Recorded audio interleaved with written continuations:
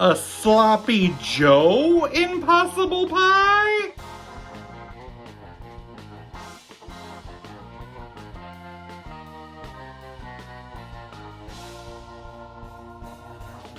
Grab a skillet.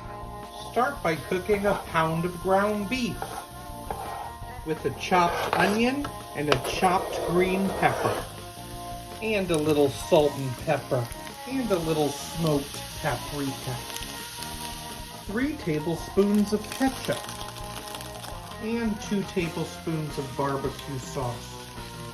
And pour that into a prepared pie dish.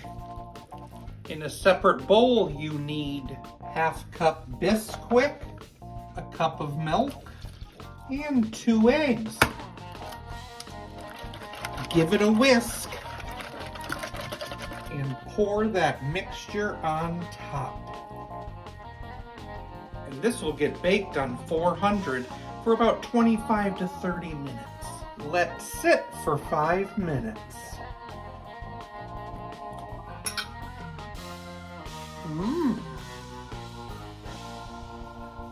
Impossible.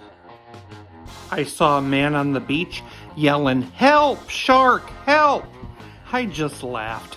I knew that shark wasn't going to help him.